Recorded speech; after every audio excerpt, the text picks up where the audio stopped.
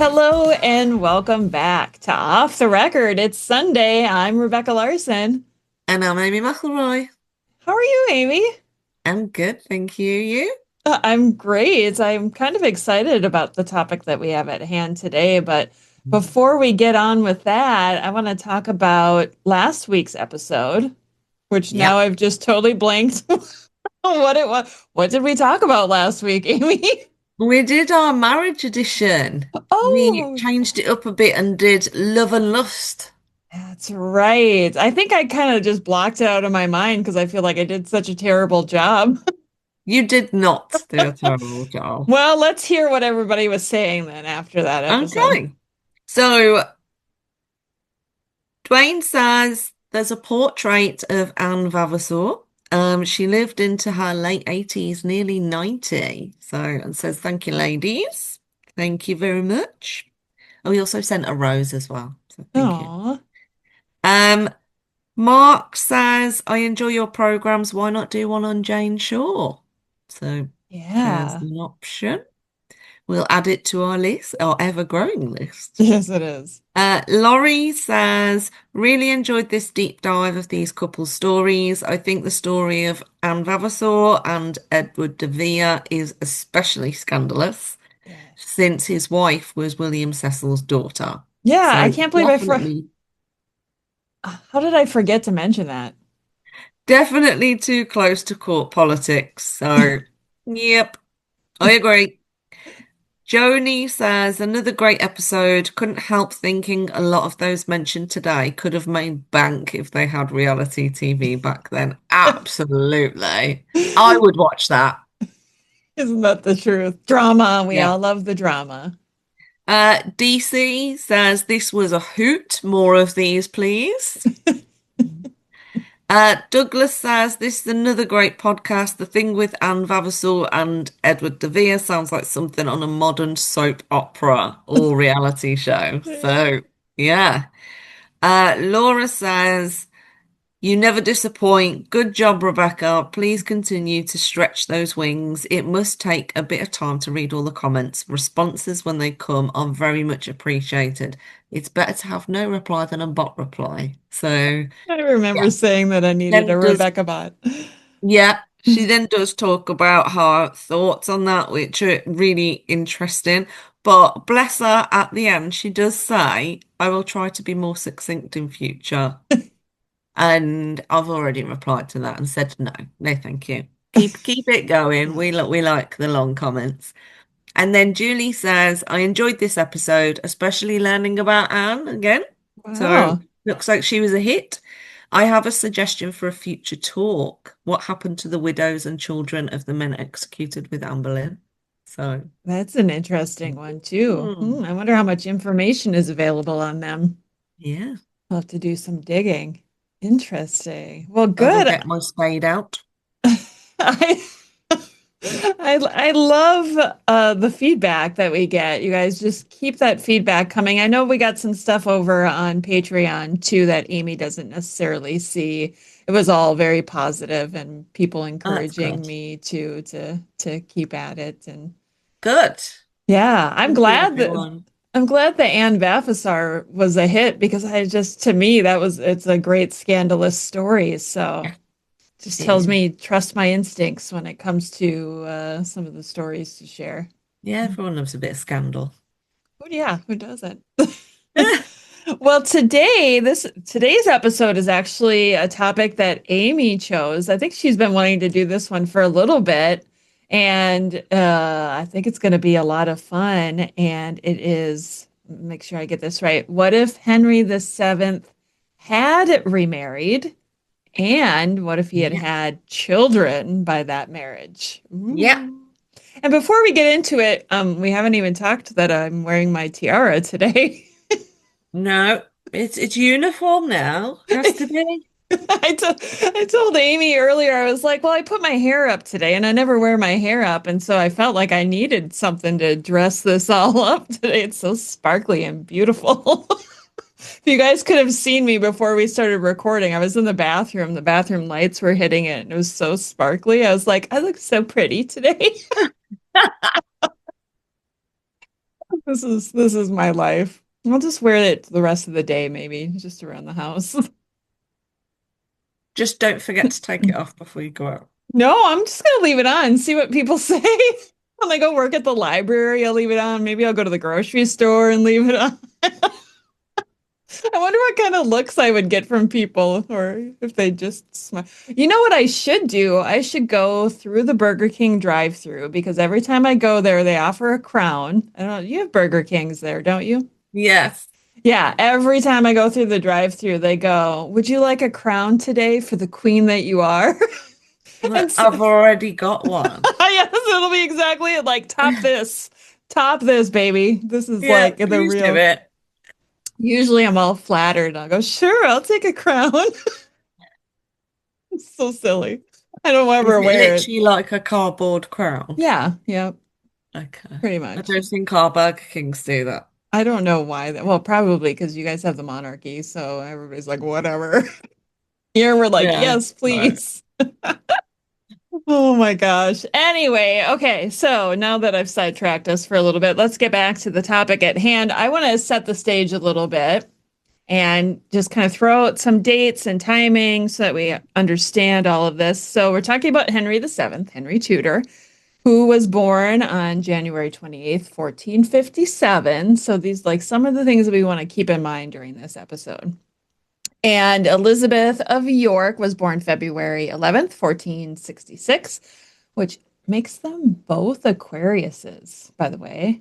I don't know Mm. much about Aquariuses. I'm a Libra, but I looked it up and apparently two Aquariuses in a relationship are very compatible. So I thought that was interesting. There we go. Yeah, I was married to another Libra, and clearly that wasn't very compatible. So I always wonder if you have the same two signs, the compatibility of those things. So anyway, they were married in January of 1486, which was 4 months after the Battle of Bosworth, which I feel like sometimes in like historical fiction and TV series, it makes it seem like it's a lot longer, but 4 months Yeah. really is not that long. And then their son Arthur was born September 1486. And we all know there's always the scandal of if she was pregnant before they got married or not, but we're not going there today. And then at the end, near the end of 1487, they had the coronation for Elizabeth of York at Westminster. Arthur died April 2nd, 1502, and we know that after he died, Elizabeth of York wanted to give Henry VII another son. So she got pregnant, and after giving birth to a daughter, Catherine, sadly, she died on her birthday in 1503. Her 37th birthday. Yeah, I can't. It just makes me sad to think about that. Like, I know we've kind of talked about it before on the show, but it's sad. Mhm. She was too young. So, February 11th, 1503, Henry VII is now a widow. We know he was devastated Mm-hmm. and that he mourned. We know through history that he never remarried, but we do know that there were possibilities. There were some matches that Yeah. could have worked. Yeah. Uh, can we start with Catherine of Aragon? We can.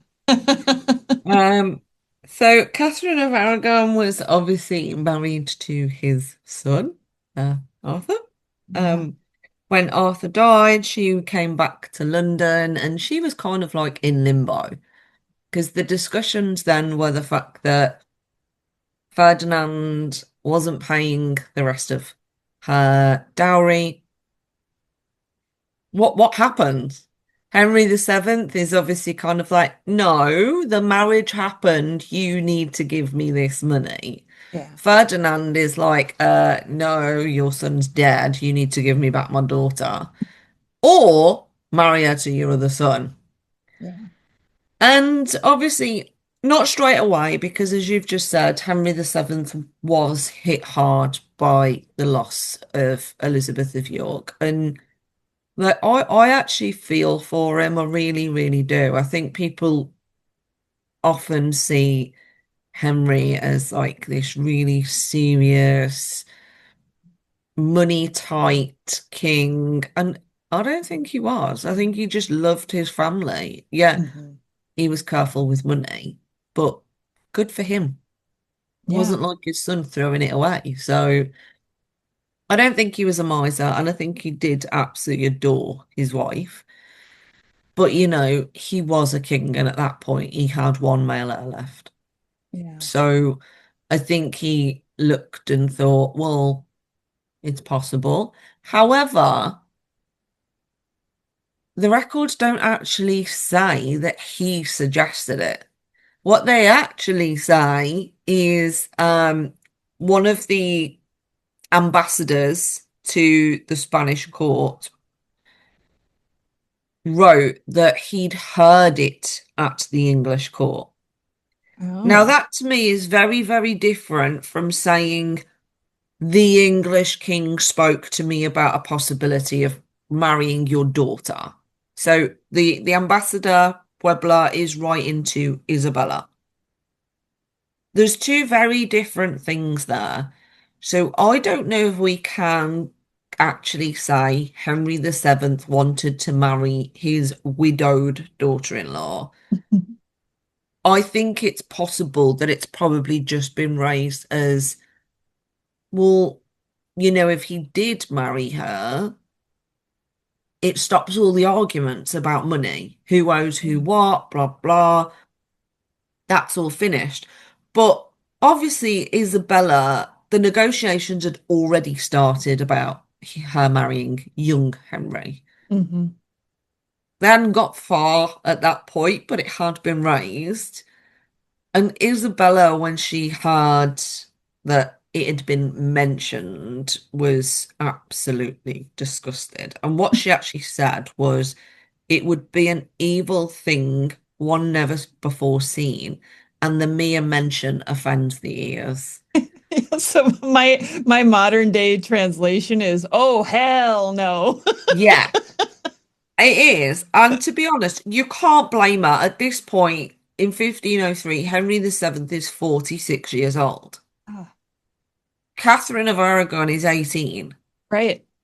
It's a huge age difference, not unheard of by any means.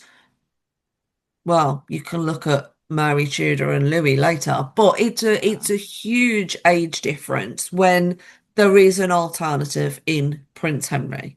Hmm. So I can see where Isabella is coming from in that, not comfortable with that. And realistically, she's got to look at the prospects of her daughter. Like, my daughter married Arthur to become Queen of England. If she marries Henry VII, realistically, how long is she likely to be Queen of England Yeah, true. when you've got a young prince there that is probably going to be king for a lot longer than his dad is going to remain on the throne, to put it quite harshly? Yeah. So you can understand why, but I do feel bad for Henry in this situation because there's not a point of where he says, "Excuse me, I want to marry my widowed daughter-in-law." So I think he's kind of took the criticism of this. Like, obviously, no one goes back to him and says, Isabella says that's disgusting, because he never said it. So it quietly gets shut down. But Isabella, what she does say is, if he is intent on marrying, there are options. So, Yes. she's not completely against another English alliance at this point. Well, we know she's not, because she's still trying to marry off Catherine to younger Henry. Hmm. But she's not against someone in her family marrying Henry VII. Yeah, that's the interesting thing about this. All of the options, for the most part, excluding one that we'll talk about, are all Habsburgs. Like there's like all of these Spanish type women that they're getting thrown at Henry VII. They're like, let's just Yeah. keep this alliance going strong. Yeah. So, I think Isabella's trying to do what she can, but I blame Puebla, to be honest. He never should have told her that, to be honest. It's just gossip, isn't it? Hmm. So, but obviously she did put forward a suggestion. Yes, and who was that? So her suggestion was her niece, that was Joanna of Naples. Yes. Yeah. So she was only 24, but obviously that's older than Catherine. About half the age of Henry at that time. Yeah. And she was Dowager Queen of Naples at that point. So she had been married. So there's a lot of Ferdinands here. So hang on, Ferdinands and Fredericks. So hang on. So she had been married to Ferdinand or Frederick II of Naples, who had died in 1496, Okay. I think, if I've got that right. Double check our dates on this. Yeah, so she was the half sister of I can't speak, Alfonso II of Naples, Okay. and he had abdicated on behalf of his son. Okay, Okay. All right. Following. so then, yeah, she becomes Queen of Naples, and so she was basically the niece of Isabella's Ferdinand. Yes.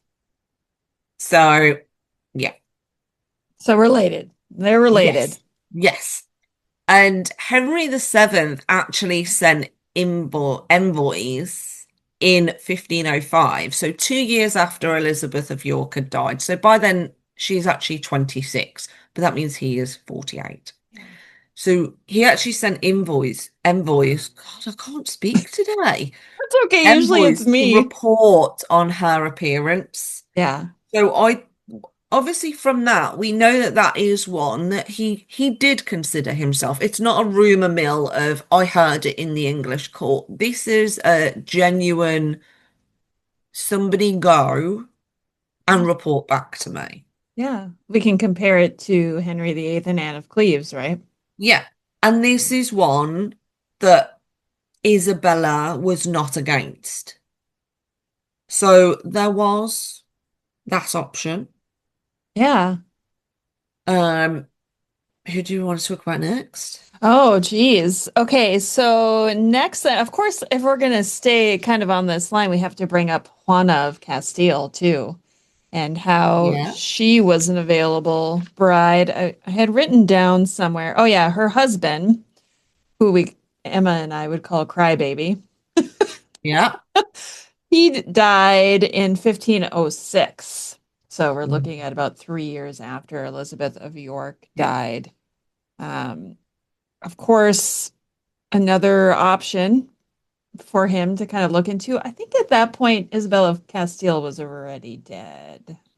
Yeah, she Yeah, was I think already the only dead. thing is though with Joanna, I know you've just said he didn't die till 1506, but I think if we're looking at Henry, he would have mourned.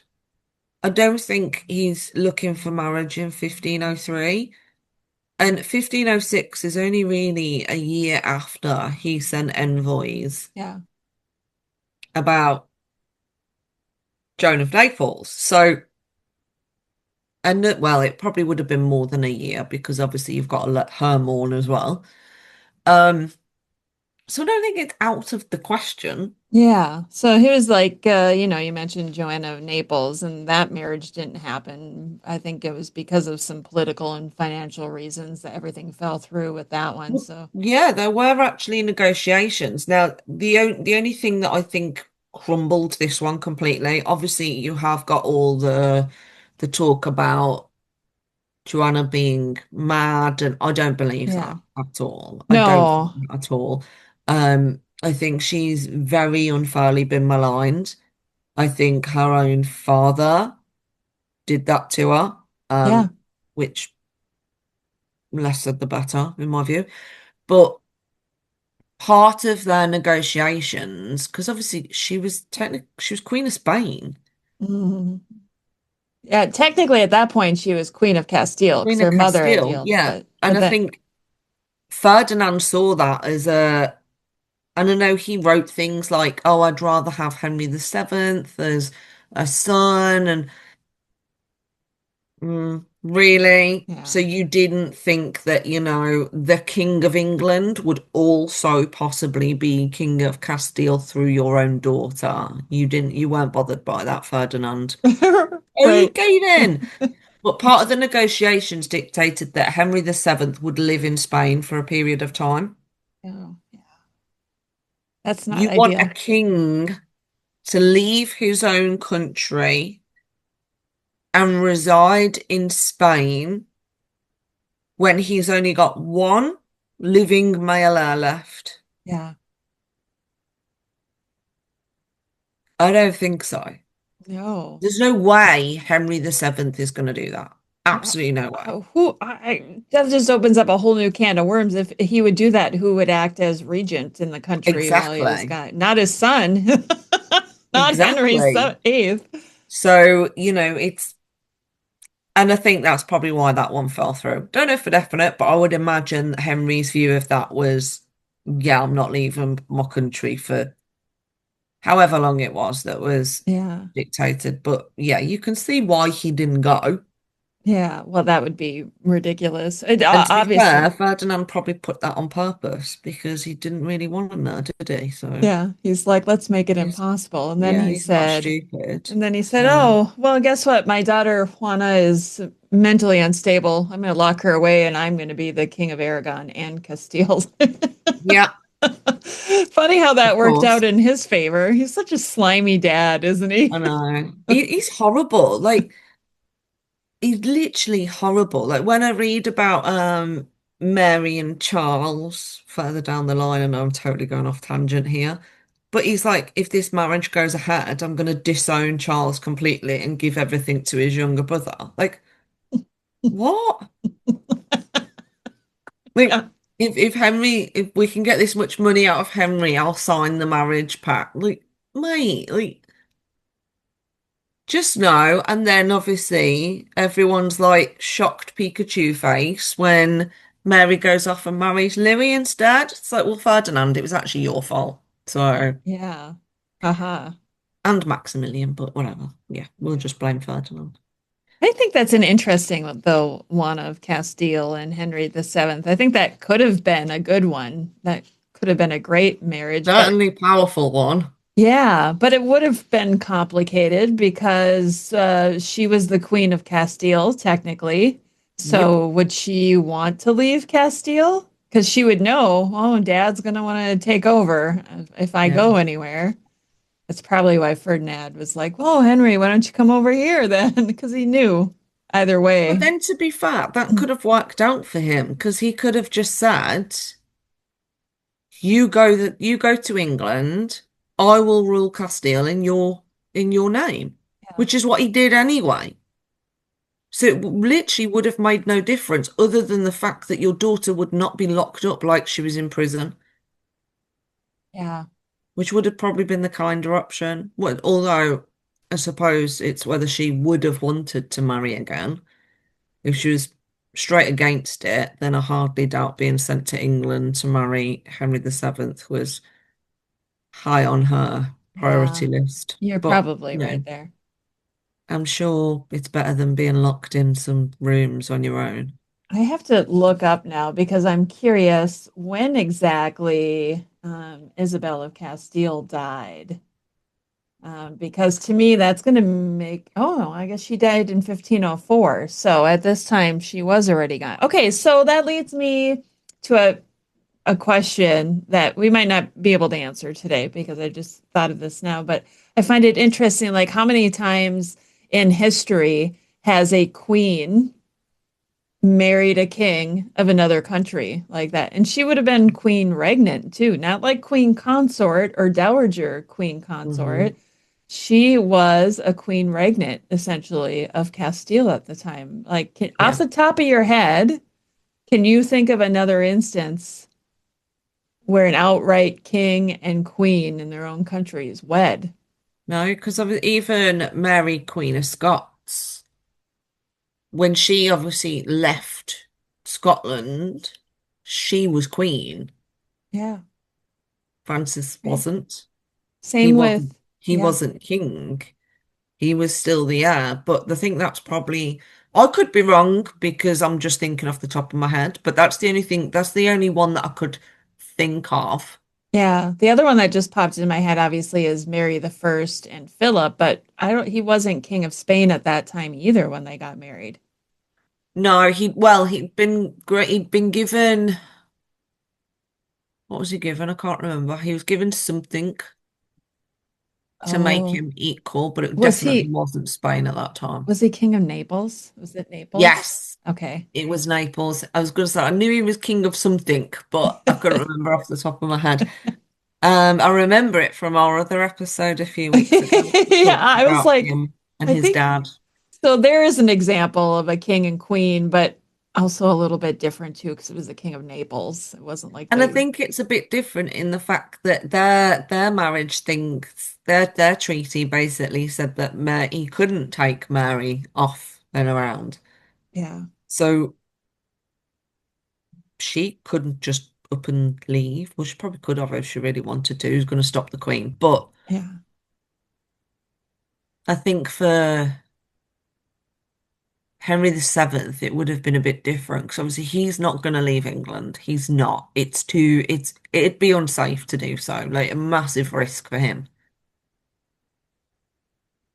yeah, yeah. So interesting. I don't know. I just this is very interesting. I like how Mm, we're still tied to the Spanish monarchy in a sense. When it comes to these possible marriage yeah. alliances for Henry VII.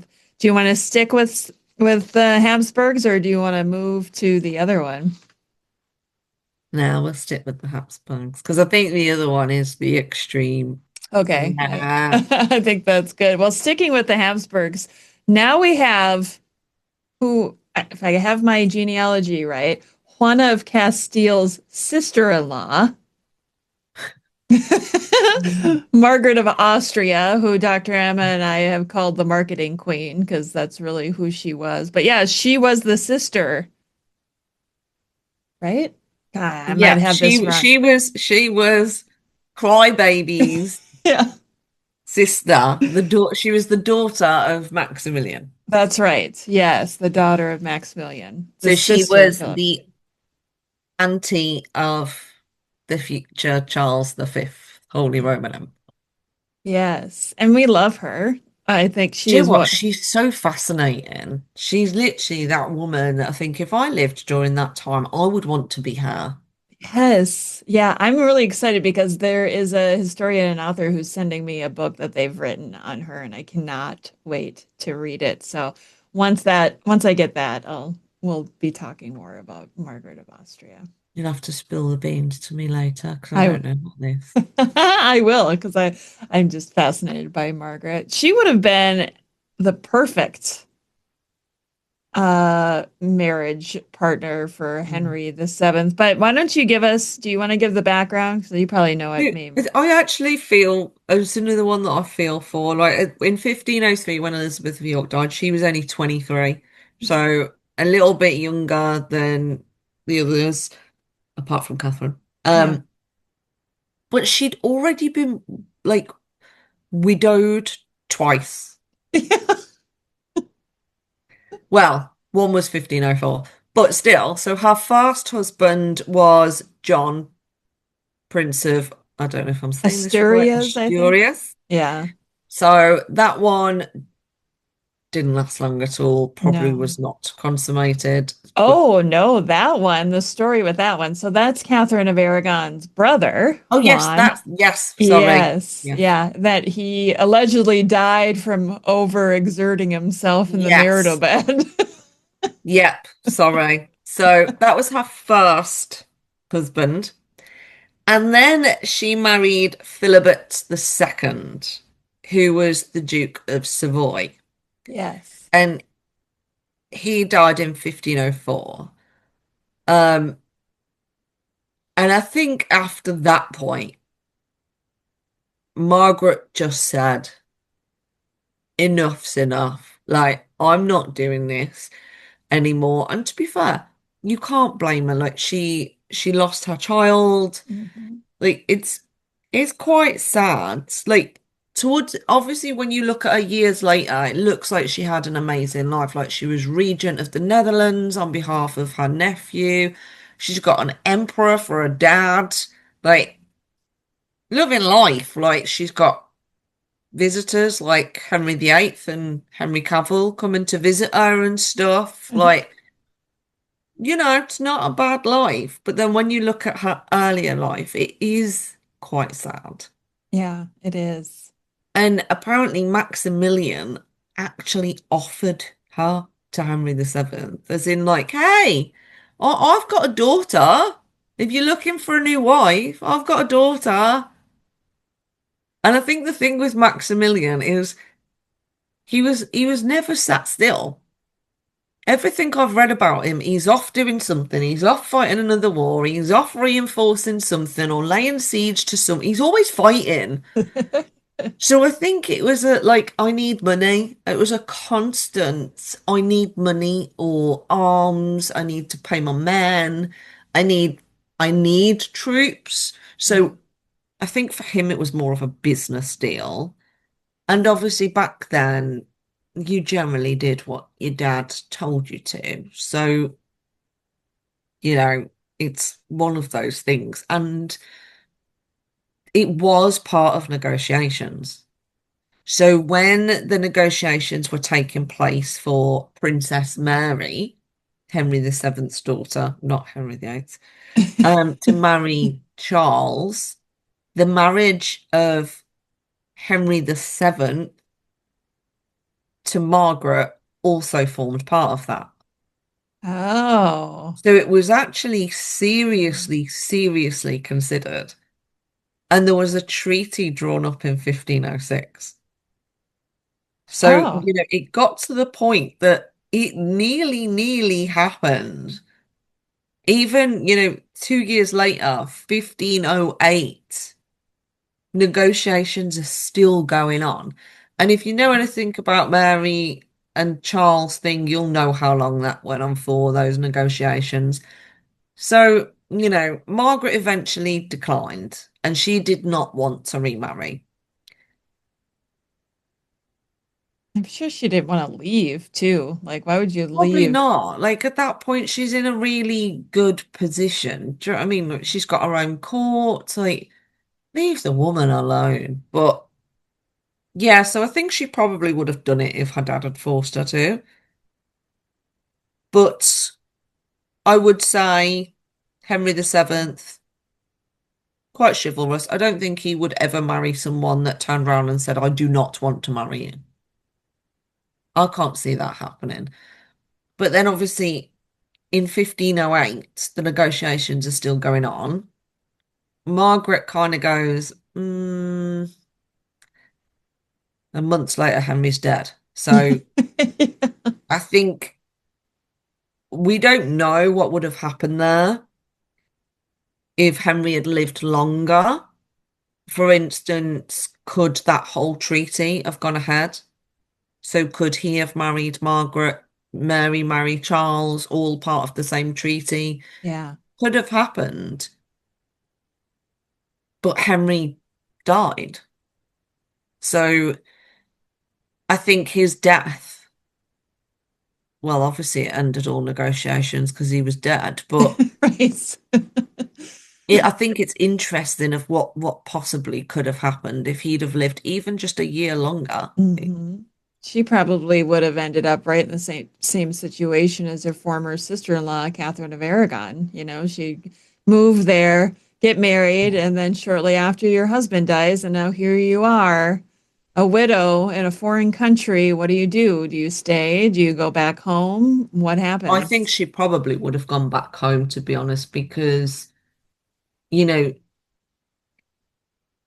she could have still gone back to the Regency. Hmm. Yeah, it's interesting, isn't it? I Yeah, wonder if she if, wanted to, she might not have wanted to. She might have thought, "Do you know what? I quite like it here.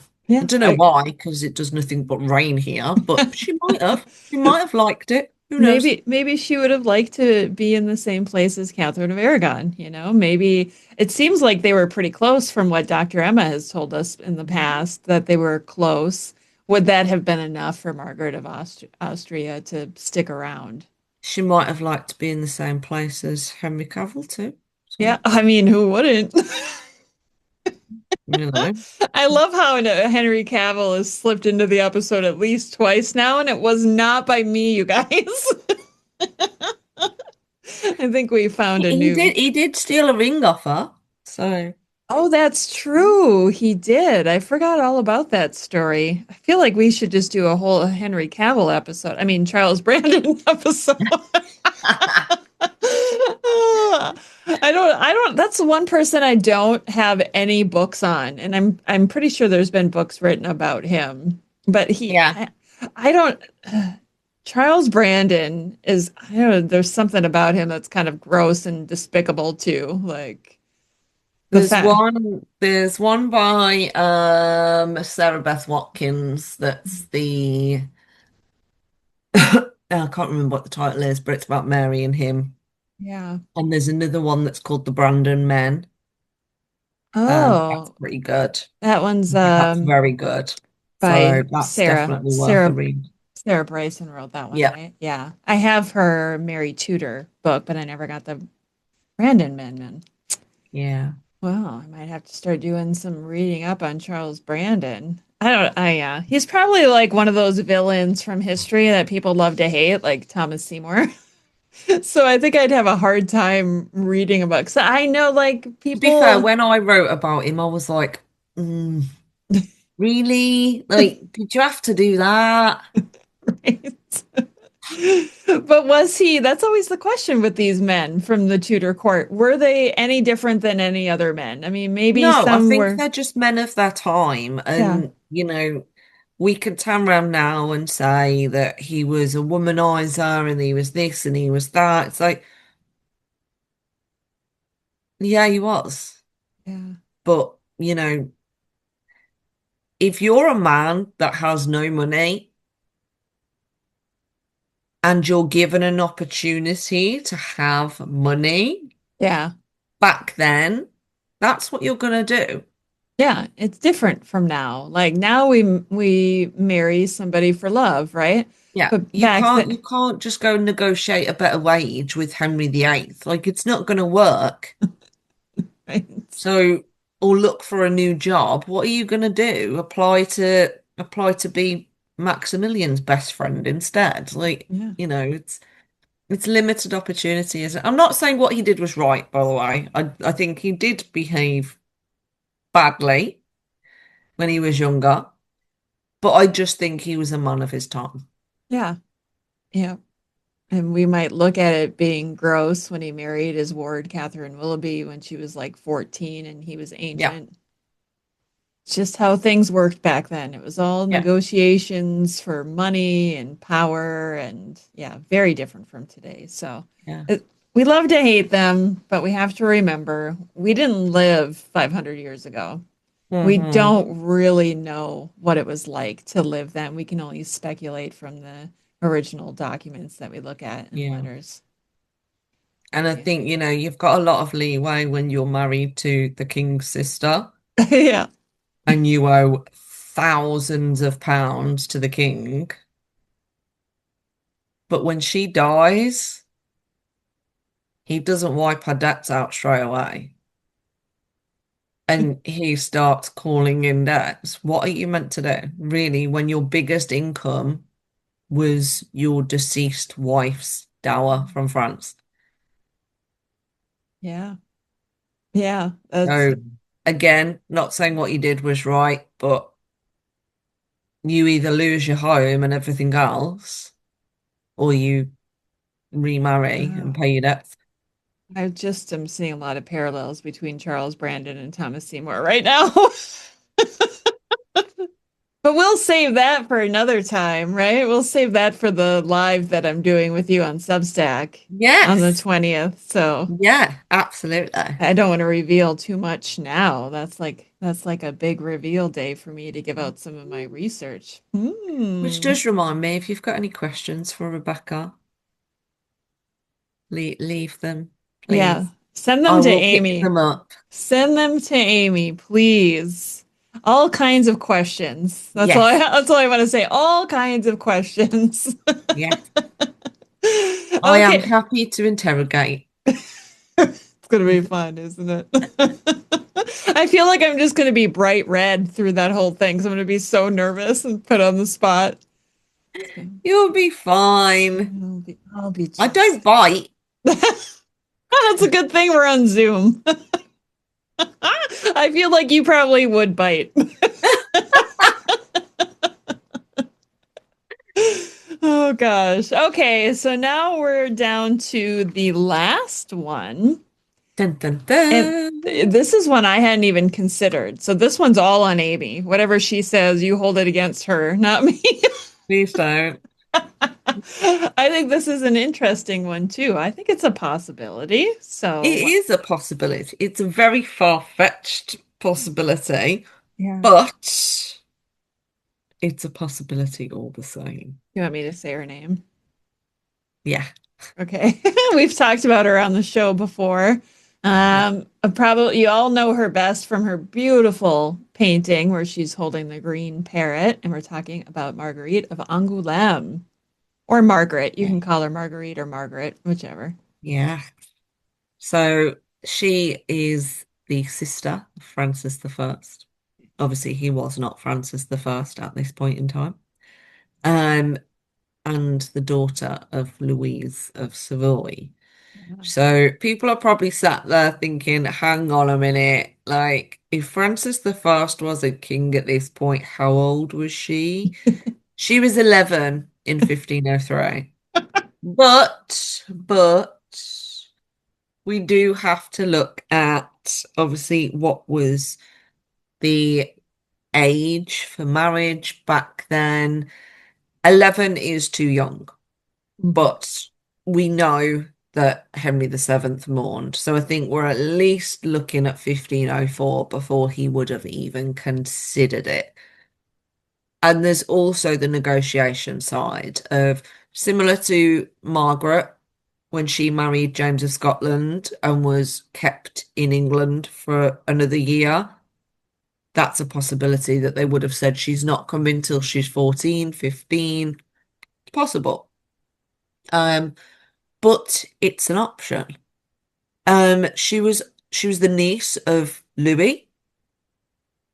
Yeah. So, for that side of it, it gives an opportunity for a French alliance, which England didn't have then.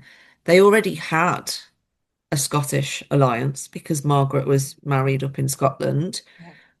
They already had the Spanish alliance, kind of, because Catherine had obviously married Arthur and was still in England. Hmm. So if they could have married into France, you've got the whole trivium going on, haven't you? That was So like a trifecta right there. yeah, you've got peace everywhere. So I'm not surprised that it was put forward. It is a bit weird, and there's nothing that says that this was ever taken seriously other than Louis suggested it. Hmm. But there's nothing to say that Henry VII seriously considered this. And based on the fact that he kept his own daughter back in England for a year before sending her Yeah. to Scotland, I doubt he would have seriously considered it at all. But it is an interesting option. And I think it's interesting to consider. We know how Marguerite grew up, like how her household turned out, how her religious beliefs were quite controversial at Hmm. times. Makes you wonder, would it have been the same if she had moved to England? Right. That's a good question. So, and would she have moved back when Henry VII died? I suppose that depends on whether they'd have had children or not. But yeah, it kind of gives that thing of, well, would she have had the same reformer views if she'd been in England that she did when she was living in France? So very far-fetched one, But that one, it is a possibility, but it makes me think of the wider aspect of like the religious connotations Yeah. further down the line than a serious marriage. Yeah, it does make me wonder. I feel like coming to England when it was still a very Catholic state at that time, she wouldn't Hmm. have been able to be as reformist as she would have liked to be. Yeah. And obviously, Uh, she wouldn't have the protection of her brother right? in England. Yeah. So, But how amazing would that have been, though, for Henry VII? He would have been seen as a glorious king if he could have had all three of absolutely. those in his And I pocket. think he's underestimated anyway, because, he won the throne. He was the underdog in that. He won it. He managed to negotiate alliances with Scotland and Spain Yeah. when he was the first of his dynasty. Yeah. After That's years, insanely it successful, and I is. don't think he gets near enough credit for that. Well, his son and his son's drama overshadows the history of the father. Just a bit. Yeah. But imagine though, if Henry VII had married her, it really would have put an end to the years of civil war in the country with the Wars of the Roses. It would have gone from total instability and chaos Yeah, to Henry winning the crown on the battlefield, and suddenly now you're aligned with Scotland and you're aligned with now I'm forgetting, you're aligned with France and you're aligned with Spain. yeah, Uh, How could that be any better? yeah. Yeah, we do need to talk about Henry VII more. I feel like he's another one that I haven't studied enough and should. So I if you just got think he gets painted as this like miserable, like doesn't like anyone doesn't trust kind of anyone, person. And I just think, like, obviously, he did well to win at Bosworth. Got to give him his due. Yes, he had help, of course he did. But who wins a war without help? yeah. So, and then he's got pretenders. Hmm. He didn't have an easy life just when he, like, he got the throne. It didn't all just go away. Yeah, He still had to fight for his throne. And yeah, I think people just see him as this miserable man that didn't spend any money and right. yeah. He gets the term miser associated with him. But like you said at the beginning, when you compare him to his son Henry VIII, they're just two totally different people. I know plenty of people in my life who are different like that. Some are really good with money and some aren't very good. But It's when you just, when you look at his accounts, he really wasn't anyway. Like mm, there's so many gifts to his kids and stuff that it's like it just shows you that he wasn't. He just didn't blow it all on ships parties. and portraits of himself and new clothes every day for himself. He just wasn't like that. Whereas Yeah. he built up his treasury from essentially nothing, and I think he does deserve some praise for that. Yeah, I think there's a lot more to him than meets the eye. I think that's why so many people always wonder what kind of king Arthur would have been. Would he have I been think like he his would have been father? in the middle. So I don't think he would have had the as much worry as Henry VII because obviously he's the second generation. Hmm. So I think the fact of like, am I going to have pretenders coming out? Yeah, there's always a possibility, but it's second generation. Arthur, I think, was already accepted by everyone as the heir. He would have had his queen, but then he still would have took that throne with a ton of money that his Hmm. father had saved. So I think it probably would have been a bit of both, like bits of parties, but also quite sensible. Yeah. Yeah. And Henry VIII, the younger, more reckless, free. Yeah. Yeah. Well, they were raised so differently too, when you're expected to be the next king versus the spare, y- Yeah. your upbringing is not the same. And so No. inevitably you are going to be different people that way. Yeah. But we have to talk about one thing that we haven't even discussed is so what happens if he marries one of these women, any of them, Hmm. and they give birth to a son? What I have my own theories about what's going to happen, but I kind of want to start with what your initial thought was when you thought about this.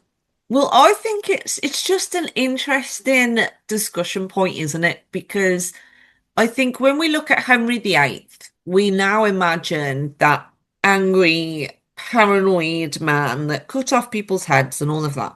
And I think we need to go back in time and realize that he wasn't always like that. He was fun-loving, party central, spoiled himself and his friends, and Hmm. always up for a good time. Yeah. And look at his relationship with Mary. Hmm. So he absolutely adored her, but they were full siblings. Yeah. And I think if Henry VII had more kids with another lady, I think Henry genuinely would have accepted them and took to the role as older brother. Hmm. I think the trouble comes further down the line, especially if there's a male, Yeah. because Henry's then in a position where that son, I assume, would receive the title Duke of York. Probably. Well, first of all, what happens then if Henry dies himself? Is Yeah. it his heirs or does it go to the Duke of York? And obviously, by the law of the land, it should go to his heirs. It should. But we also know that Henry was struggling for a male heir. Yeah. If you've got a Duke of York that is of age, does that throw a spanner in the works Yeah. versus a young Edward? And then would flip it the other way. Would Henry have gone so far to get a male heir if he had a younger brother? Would he have done it? Or Right. would he have gone? Do you know what? It doesn't matter because the Tudor dynasty continues through my step half Half brother. sibling. Yeah. Do you know what I mean? So Yeah. would he have? And I don't know what the answer to that is. I think you could say either because Henry in his younger days, happy days. Yeah. He would have been like, more parties. Let's party. I have this brother Yeah, I've who, got a younger brother. I can send him off to fight wars. I can, do whatever I want. Send him out as a pirate. I can do whatever I want. yeah, he could. I Wow. can marry him off for an alliance. I He can could. literally do what I want. But Yeah. I think it's an interesting thing of would he have seen his half brother as a threat or a comfort later in life? Yeah, I think that's interesting to think of it that way because I came into this thinking a totally different outcome. And I love when this happens between us, when you go one way and I go another way, because immediately what came into my mind was the example of Edward Seymour and Stanhope, right? So Henry VII is going to marry this princess of type from another country. And in these negotiations with whoever their guardian is at the time, surely there would have had to have been some sort of stipulation that if you have a daughter or if you have a son by her, they must be next in line of succession. Otherwise, we're not sending her over. And that's kind of what plays in my head with Edward Seymour and Anne Stanhope. When he married Yeah. her, that was his second wife. And she was like, I know you have two sons by your first wife, but I really think our children should be your heirs. And so that's a complicated situation when it comes to the King of England, who And I already has certainly children. think it's a possibility. But I think if you're a foreign uh, guardian I know I for a didn't know what young else to say either. for a young lady that may marry Henry VII, would you bargain the risk that the marriage doesn't happen at all? So your daughter or whatever she is to you does not become Queen of England at all Yeah, exactly. because he does have a son.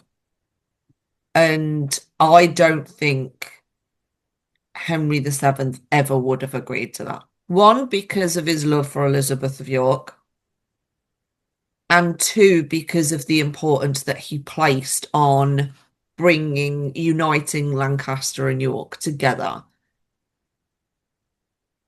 To then neglect Henry, I think could possibly cause civil war. Oh, right. Henry not being able to be king? Yeah. To be honest, he might not care. Do you know what I mean? He might be like, just give me the money. I'm happy to go off, marry a princess somewhere, live my life. Yeah. But I think the rest of the country would be like, Hold up. excuse me? Yeah. Like, Elizabeth of York's son, you've just completely booted him out of the succession. I don't think so. Yeah. Hey, So I that's think it correct. probably would have. I don't think Henry VII would have even considered that as an option. I think it would have just been shut down completely. It makes me wonder if that could have been the reason why the marriage between Joanna of Naples and Henry VII didn't happen, you know? Possibly because, I think, or Juana of Castile, because she was a queen in her own right. So if anyone had the authority to say, my kids, Yeah.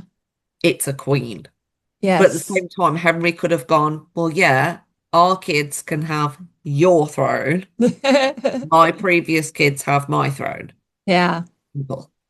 That's So interesting. probably a way around it. But Yeah. yeah, I think it's just interesting because it always makes me wonder, like, would Henry have been like, yay, more siblings for me to have as like part of my masquerades? Because we know he always brought Mary along with him. Like, he spent so much money on her.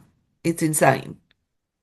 I So love it that just they were makes you so wonder, close. like, would he have accepted them in the same way? And I think if they'd have been born while he's still like 17, yes, I think he probably would have accepted them as little siblings. And I think he probably would have made sure that they had a brilliant upbringing, even if his dad still did die, like 1509. Yeah. Obviously, he's not going to bring them up himself. There's a royal nursery and all that. But I Right. think he still would have been like, when they're a little bit older, yay, come and visit me now. A little bit Yeah. older, now you can talk and dance. You can come visit me. This episode has been so thought-provoking, and I'm sure the listeners are feeling the same way. Like, how often do you stop and really think about something like this possibly happening? Yeah. I, I I would love to know what people think Henry would do, though. Like, would he welcome them? Would he not? yeah, would he see him as a threat to his Yeah. And then throne? later in life, are they a threat or a comfort? Right. Yeah, because we know how Henry VIII responded to threats too. If anybody made it look like they wanted his crown, he'd just Yeah. wipe them out, basically. Yeah. Yikes. Yeah, that could have been. It's probably really good Henry VII did not remarry.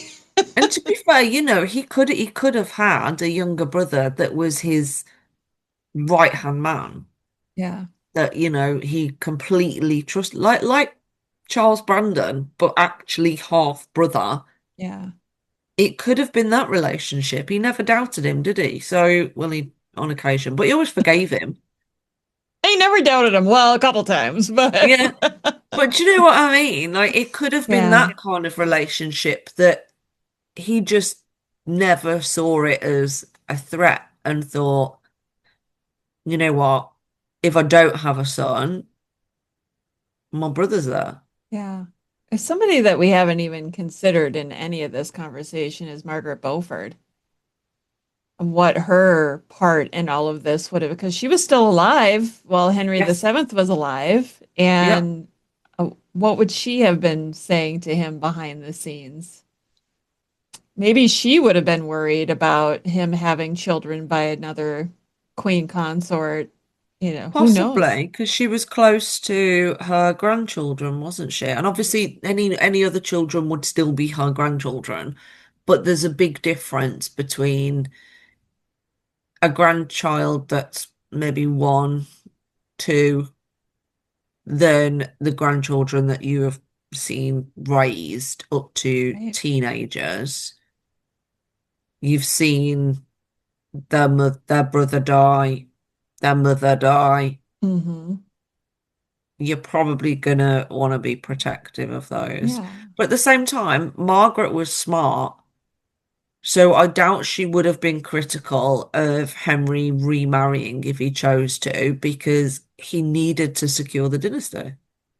I wonder if she would have pushed back a little bit, knowing that she had a hand in arranging the marriage between Henry VII and Elizabeth of York to stop the civil wars. She'd be like, Henry, look, we worked so hard to get here. I worked so hard to get you wed to a Yeah, Plantagenet princess to stop the wars from happening. Now you're just going to stir it all up again. yeah, And he's like, yes, mother. Well, that's how I always picture Henry VII. Yes, mother. yeah. But she was really smart. She was really smart. Yeah. So I guess it all So I depends think she would too. have supported remarriage, but I think she would have shot down any type of clause that cut out her current grandchildren. Yeah. Yeah. Well, this has been fascinating. This has been a fascinating conversation, Amy. I feel like now I need to go do some more research after we've talked about this. Because as I always say, Amy and I do our own research first, and then we come to the show and just kind of surprise each other with what we came up with. Yeah. And And I don't actually think we spoke about this one yeah, before. mm-mm. No, this I was a don't brand think new. because usually we might say, oh, I went in this direction. We didn't Yeah, do that. nope. No, I just started looking like who could he have married? And then tried to learn a little bit about those situations. But in my mind, the whole children thing, I always had in mind the Anne Stanhope and Edward Seymour thing, because I Yeah. just thought, And I think it's a possibility. It yeah, really is. It's not out the window, yeah, but I just can't see the stakes are higher for a king. Do you know what I mean? Like, hmm, you're not just losing your house or a title, you're losing the throne of England. Like, yeah, your kingdom.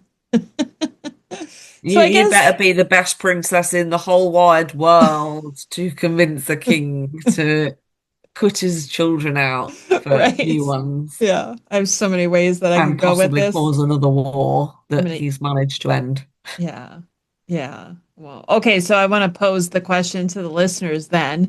In the comments, I want you to tell us, do you think that his children or his son Henry VIII still would have become or still would have been his heir? Or do you think if he had remarried and had a son, that that son would now be the heir? So tell us what you think. I'd just be kind of interested to see what the consensus is from the listeners. Like, you've listened to this whole episode now. Yeah. I want to know what you're thinking. And Henry VIII's view, are they a comfort or are they a Yeah. threat? Yes. Please tell us, and then we'll talk about that next week, won't we? And don't forget all your questions for Rebecca as well, for me. Oh, yes. Yeah. So if you guys want to learn about Thomas Seymour from me, send Amy questions. And then on March 20th at, oh, I'm trying to think now that time. 7:30 p.m. UK time, which Yes. is, Well, at that, we've already sprung forward. So then it will be 2:30 Central Time, 3:30 Eastern. there we go. You guys, the time zone thing, it gets so complicated when we start springing forward and backward and remembering to keep track of those things. It's all right. And It's it'll worth. change again the week after that. That's right, because you guys change on the 29th. Yep. So, yes, please send in your questions for that. Put in the comments your answers to our questions for you today, and we will see you again back here next Sunday. Yep. Bye, everyone. Bye. Thank you for listening to Off the Record on Tudors Dynasty and Beyond.